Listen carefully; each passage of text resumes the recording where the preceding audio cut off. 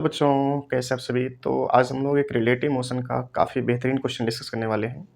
Question की language यहाँ पे लिखी हुई है, आप इसको एक बार रीड कर लो। बाकी उसका हमने फिगर यहाँ पर बना रखा है कि 2 पर्सन हैं, 2 बॉय हैं जो कि अलग-अलग डायरेक्शन में, एक तो ईस्ट में जा रहा है और एक साउथ में।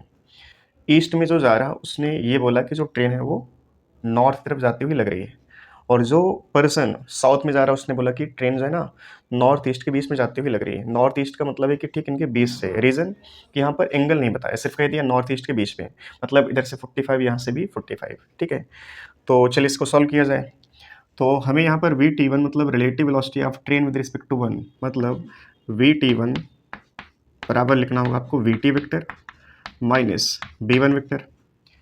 यहाँ से हम VT को ऐसे लिख सकते हैं, VT equal to VT1 plus V1 vector.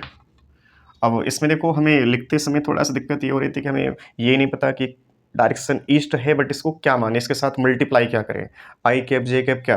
तो ईस्ट के लिए तो कोई यूनिट वेक्टर डिसाइड होता नहीं, तो हमने क्या मान लिया, एक्स और वाई अपने लिए। ठीक है, तो कैलकुलेशन में थोड़ा सा इससे क्या ना सहूलियत होगी कि हम एक्स और वाई ऐसा मान करके आई कैप जे कैप मल्टीप्लाई कर सकते हैं। तो VT1 एलॉन्ग वाई एक्सिस है, इसका कुछ वैल्यू मान लो V0 है, तो V0 जे कैप प्लस B1 वेक्टर बोलो कितना भाई, ये दे रखा देखो 4 हाँ 4 आई कैप। अब जो VT वेक्टर हमारे पास वो एक्स वाई के बीच में, मतलब अब एग्जैक्ट बाइसेक्टर नहीं कह सकते, बट फिर भी हम कह सकते हैं कि इनके बीच में ऐसे पास हो रहा है ये VT वेक्टर। ठीक है, VT वेक्टर जो हमारा ये एक्स वाई के बीच में, तो इसको आप X I cap X component plus Y J cap Y component. अब आपको कहीं से एक्स मिल जाए, कहीं से वाई मिल जाए, मैग्नीट्यूड निकाल सकते हो आप इसका। तो VT को हम लिख सकते थे यहाँ पर x I cap plus Y J cap. और अगर आप इनको आपस में कंपेयर करो तो यहाँ पे देखो, y की जगह पर V0 है और x की जगह पर 4 है, तो यहाँ से x का वैल्यू मिल रहा 4 किलोमीटर पर आवर। ठीक है, अब आप यहाँ से VT वेक्टर लिख सकते हैं, x मीन्स 4 आई cap plus Y J cap. इसको मानते कहानी नंबर 1।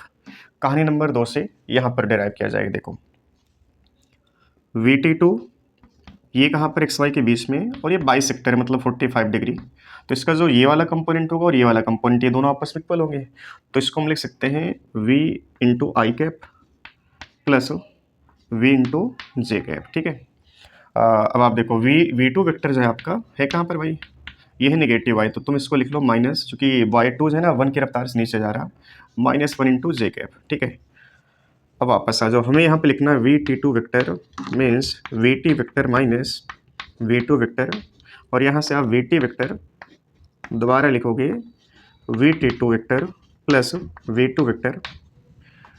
अब यहाँ से देखो VT वेक्टर के लिए फिर से इक्वेशन बन रही क्या, VT2 क्या है V आई कैप प्लस V जे कैप, और V2 ये -1 इंटू जे कैप मीन्स सिंपल जे कैप।